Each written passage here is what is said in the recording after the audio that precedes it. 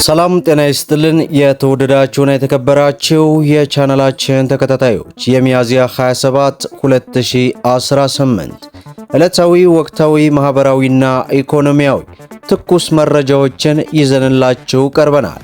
በቅድሚያም ዋና ዋናዎቹን በማስቀደም እንጀምራለን። ከትላንት ሚያዝያ 27 ቀን 2018 ጀምሮ የነዳጅ ዋጋ ላይ ጭማሪ ስለመደረጉ ይፋ ተደርጓል። የጭማሪውን ሙሉ ዝርዝር ወደ እናንተ ይዘናል።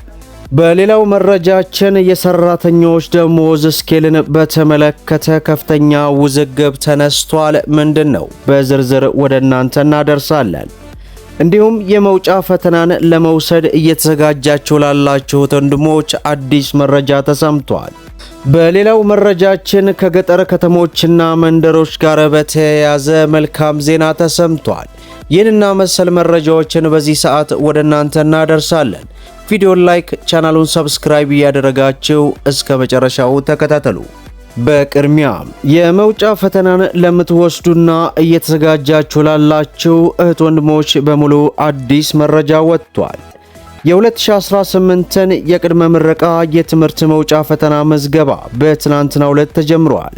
ምዝገባው ከሚያዝያ 26 ቀን 2018 ጀምሮ እስከ ግንቦት 7 2018 የሚከናወን መሆኑን የትምህርት ምዘናና ፈተና አገልግሎት ይፋ አድርጓል።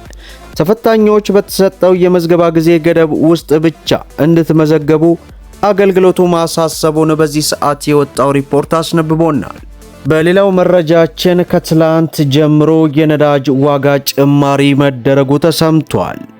የንግድና ቀጠናዊ ትስስር ሚኒስቴር ደብዳቤ የዓለም የነዳጅ ዋጋን መሰረት በማድረግ ከሚያዝያ 26 ቀን 2018 ከምሽቱ 12 ሰዓት ጀምሮ የነዳጅ ምርቶች የችርቻሮ መሸጫ ዋጋ ላይ ጭማሪ ማድረጉን አስታወቀ።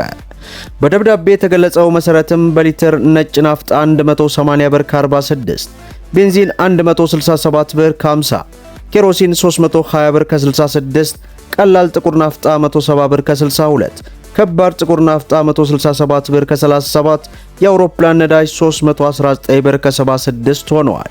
ከአንድ ወር በፊት በነዳጅ ምርቶች ላይ የዋጋ ጭማሪ መደረጉም የሚታወስ ነው። በሌላው መረጃችን ከገጠር ከተማና መንደሮች ጋር በተያያዘ አስደሳች ዜና ተሰምቷል። የኢትዮጵያ ኤሌክትሪክ አገልግሎት በ2018 በጀት ዓመት ባለፉት 9 ወራት 103 አዲስ የገጠር ከተሞችና መንደሮች የኤሌክትሪክ ኃይል ተጠቃሚ አድርጌያለሁ ብለዋል። አገልግሎቱ ፍትሃዊ የኤሌክትሪክ ተደራሽነትን ለማረጋገጥ ባከናወነው ዘርፈ ብዙ ስራዎች ከዋናው ግሪድና ከግሪድ የላቁ በርካታ አዳዲስ አካባቢዎችን ተጠቃሚ ያደረገ ሲሆን ከጤናና ማህበራዊ ተቋማት በተጨማሪም ከ31 ሺህ በላይ አባወራዎችና ማወራዎች የኤሌክትሪክ አገልግሎት እንዲጠቀሙ አስችሏል።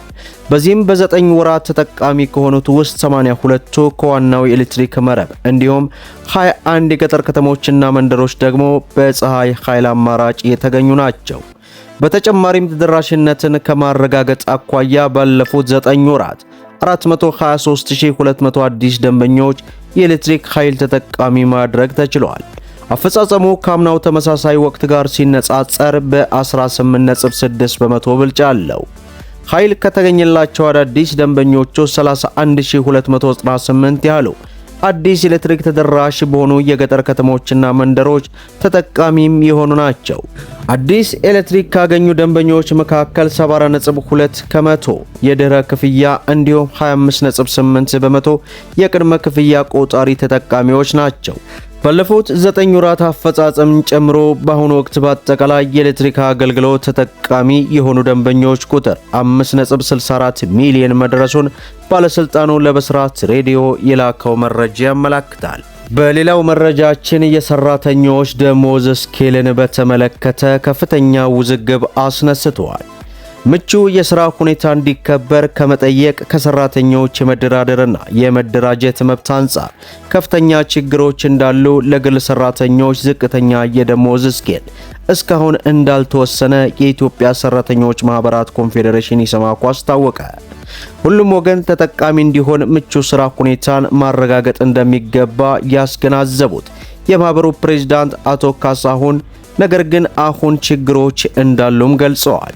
ለስራ እድል የተመቻቸ አካባቢን መፍጠር፣ የኢንቨስትመንት መስፋፋት፣ በስራ ቦታ የሰራተኞች የመደራጀትና የመደራረብ መብት መከበር፣ ፍትሃዊ የሆነ የደሞዝ ክፍፍል ወይንም ዝቅተኛ የደሞዝ ወለል መኖር፣ የሙያ ደህንነት መጠበቅ፣ የሰራተኞች ማህበራት መብት ጥበቃ በማድረግ ጡረታ ማክበር፣ የስራ ሁኔታ ማሻሻል፣ ሁሉም ወገን አሸናፊ የሚሆንበት ተቋማዊ ጠንካራ ችግሮችን የሚፈታ የሶስትዮሽ የማህበራዊ ምክክሮች መኖሩን የሚያካትቱ ምሰሶዎች እንዳሉም አስረድተዋል። ይሁን እንጂ ምቹ እነዚህ የሥራ ሁኔታዎች እንዲከበሩ ከመጠየቅ አንጻር አሁንም ቢሆን ችግሮች አሉ ያሉት አቶ ካሳሁን ላብነትም ለግል ተቋማት ሰራተኞች አሁንም ዝቅተኛ የደሞዝ ወለል በሀገራችን የለም ብለዋል።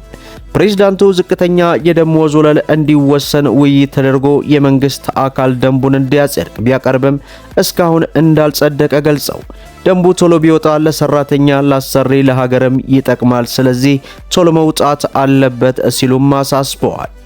የሰራተኛ የሙያ ደህንነት መጠበቅ፣ ዝቅተኛ የደሞዝ ወለል መወሰን ለሰራተኛው፣ ለአሰሪው፣ ለመንግስትም እንደሚጠቅሙ፣ የሥራ ላይ አደጋን እንደሚቀንስ ያስረዱት አቶ ካሳሁን አንድ ሰው በልቶ ካላደረ ስለሚኖረው ነገር የሚያስብ እንጂ ስለ ስራው ስላልሆነ የተለየ አደጋ ያጋልጣል ነው ያሉት። ዝቅተኛ የደሞዝ ወለል ሲወሰን በልቶ ሲመጣ ግን ስለ ስራው ብቻ ስለሚያስብ ከአደጋው ራሱን የመጠበቅ ሁኔታ ይኖራል ሲሉም አክለዋል። የሰራተኞች የሙያ ደህንነት መጠበቅ አንዱ ምቹ የሥራ ሁኔታ መኖርን ማሳያ መሆኑን ጠቅሰው የሙያ ደህንነትና ጤንነት ከተጠበቀ እጅ ቢቆረጥ አይን ቢጠፋ አሰሪ ለማሳከሚያ ወጪ ያወጣል፣ ካሳም ይከፍላል። ስለዚህ ይህ ከተጠበቀ አሰሪውም ከዚህ ያድናል ነው ያሉት። ፕሬዝዳንቱ አያይዘው የመደራጀትና የመደራደር መብት ላይ በአንዳንድ ድርጅቶች ከፍተኛ ችግሮች አሉም ብለዋል። አንዳንድ አሰሪዎች ሰራተኞች እንዳይደራጁ የመከልከል እሱን ተቋቁመው ቢያደራጁም ሰራተኛውን በህገወጥ መንገድ ከስራ ማባረር፣ ከደረጃ ዝቅ ማድረግ፣ ከቦታ የማዛወር እርምጃዎች ይወሰድባቸዋል በማለትም አክለዋል።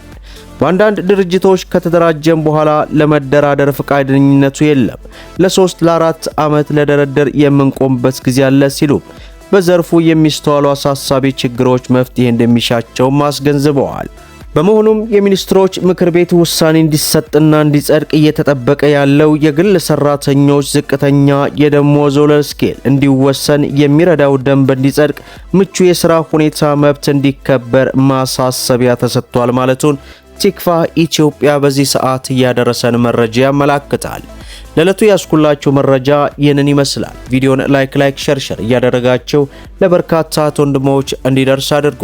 ለቻናላችን አዲስ ከሆናችሁ ሰብስክራይብ በማድረግ ቤተሰብ እንድትሆኑ እያልኩኝ ለዕለቱ ያስኩላችሁ መረጃ ይህን ይመስላል። እስከ ፍጻሜው ድረስ አብራችሁን ስለቆያችሁ ልባዊ ምስጋናችንን እየሰጠን በሌላ ቪዲዮ እስከምንገናኝ ወሰላሙ አለይኩም ወራህመቱላህ